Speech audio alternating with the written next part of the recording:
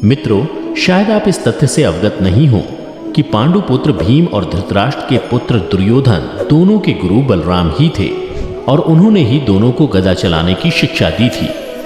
बलराम को कौरव और पांडव दोनों ही बेहद प्रिय थे। ऐसे में जब पांडवों और कौरवों के बीच महाभारत का युद्ध हुआ तो वे किसी एक का पक्ष लेकर दूसरे के साथ अन्याय नहीं करना चाहते थे।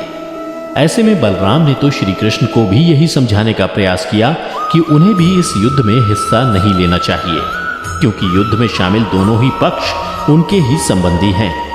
यही नहीं, बलराम ने तो दुर्योधन को पहले ही ये वचन दे दिया था कि महाभारत के युद्ध में श्री कृष्ण और वे स्वयं शस्त्र नहीं उठाएंगे। इसलिए श्री कृष्ण ने भी बलराम के वचन का मान रखा और युद्ध में बिना शस्त्र उठाए अर्जुन का सारथी बनकर हिस्सा लिया। साथ ही श्री कृष्ण ने दाऊ को यह भी समझाया कि धर्म स्थापना के लिए इस युद्ध का होना आवश्यक है। और रही बात संबंधों की, तो इसका एक हल भी मेरे पास मौजूद है। और हल स्वरूप उन्होंने दोनों पक्षों अर्थात पांडवों और कौरवों के सामने ये प्रस्ताव रखा कि तुम्हें मुझे या मेरी नारायणी सेना में से किसी एक का चयन करना होगा।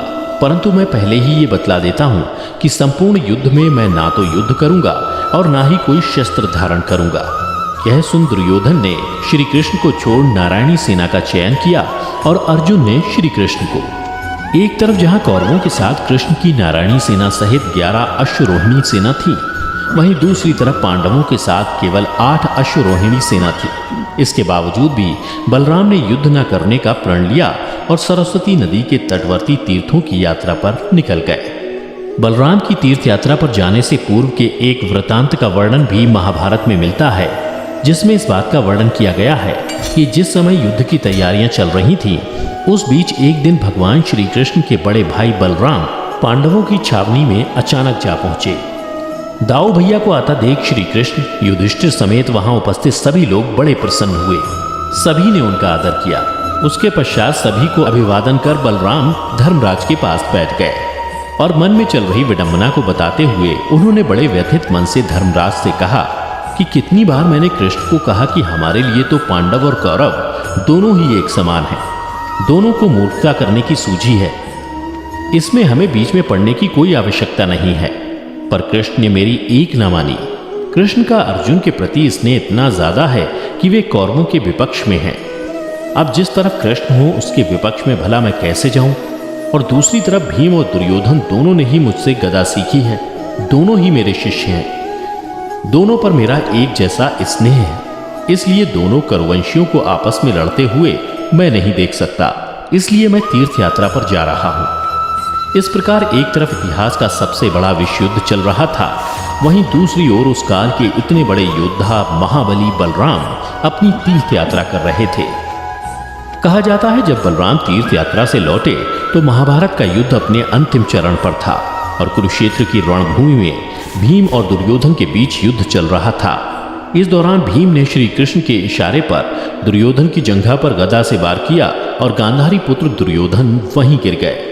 दुर्योधन को पराजित होता देख बलराम क्रोधित हो उठे और कहने लगे, श्री कृष्ण, राजा दुर्योधन मेरे समान बलवान थे। गदा युद्ध में उनकी समानता करने वाला और कोई नहीं।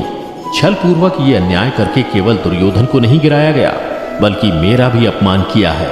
ये कहकर महाबली बलराम अपना हल उठा भीमसेन की ओर दौड़े और उन्हें सजा देने की बात करने लगे।